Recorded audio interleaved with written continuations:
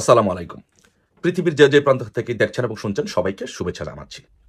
So আমাদের ব্রাহ্মণবাড়িয়া এবং ভৈরব কিশোরগঞ্জ ওই অঞ্চলের একটা প্রচলিত কথা আছে যে কেসকেবান্দির ভূতের নাম সুলতান খাঁ, যেটা আমাদের ছাত্রলীগের সভাপতি ফজলু ভাই যে কথাটি বলেন।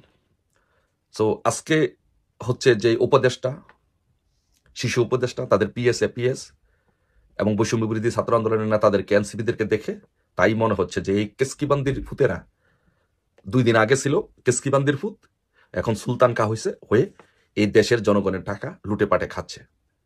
এবং তাদের চিত্রটা আসুন দেখি যে কেসকিবান্দির পুতেরা যে সুলতান খা হয়ে আজকে আপনাদের দেশের কত টাকা লুটপাট করে খাচ্ছে, কে কত টাকার মালিক হয়েছে। আসুন একটু দেখি, একটু উদাহরণ দেখি।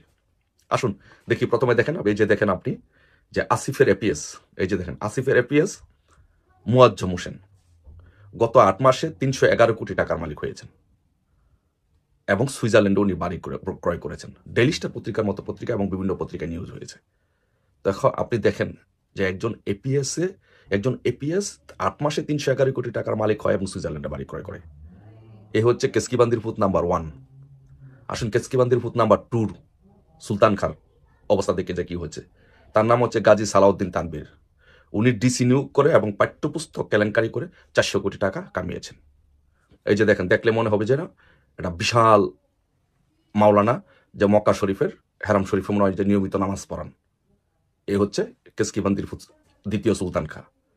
তারপরে আসুন দেখি যে তৃতীয় সুলতান খার দেখি কেসকিবান্দির পুতের অবস্থা দেখি।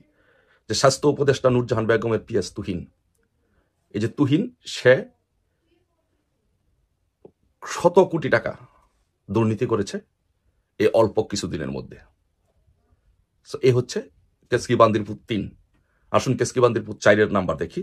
সর্বশেষ আজকে যেটা বের হয়েছে যে নাহিদের সাবেক পিউ 150 কোটি টাকার মালিক। এখন চিন্তা করেন যে একজন পিএস এপিএস পিউ, এই যে দেখেন পিএস এপিএস পিউ 150 কোটি টাকার মালিক হয়, 100 কোটি টাকার নিচে কেউ না। এই হচ্ছে তাদের দুর্নীতির চিত্র।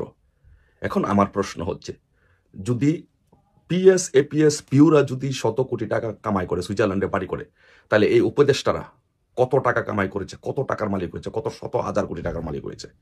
তারপরে কেসকিবান্দির ফুত সার্জিস, হাসনাত, এদের অবস্থা তো আপনারা দেখেছেন কিভাবে বিশাল বিশাল। হান্নান মাসুদ আর কেসকিবান্দির ফুত এখন বিশাল সুলতান খা হয়ে গেছে। এই যে দেখেন কেসকিবান্দির ফুত হান্নান মাসুদ ওই এলাকার সবচেয়ে নিম্ন মধ্যবিত্ত পরিবারের সন্তান। সে কত বড় গাড়ি বহন নিয়ে আর কতগুলো তরুণ নির্মাণ করেছে আপনারা দেখেন। এই টাকা কোথায় থেকে আসে? এই টাকা হচ্ছে আপনাদের টাকা, আমাদের টাকা, জনগণের টাকা।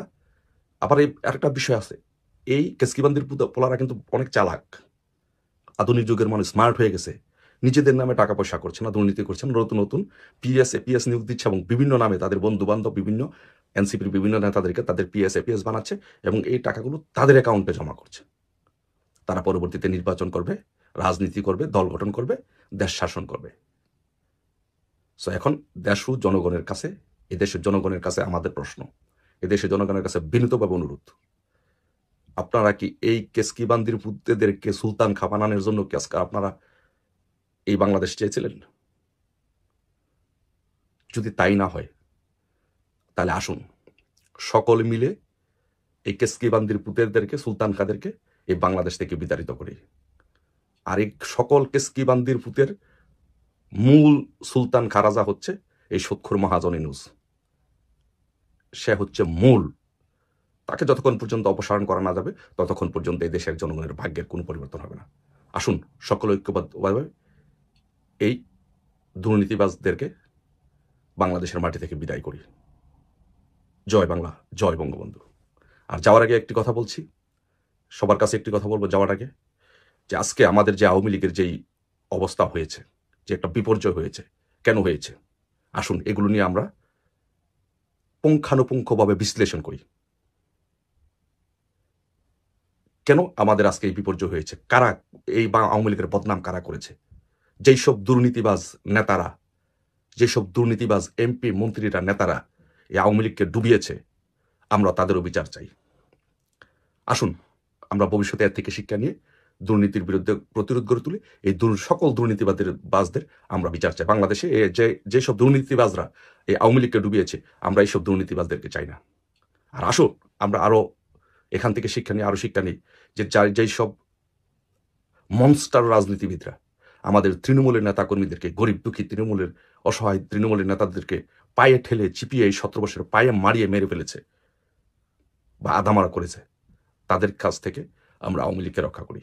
আমরা কোনো দুর্নীতি, দুঃশাসন, অপশাসন চাই না। আমাদের লড়াই হবে সকল দুর্নীতিবাদের এবং দুর্নীতির বিরুদ্ধে। সেটি হোক আজকের শপথ। জয় বাংলা, জয় বঙ্গবন্ধু।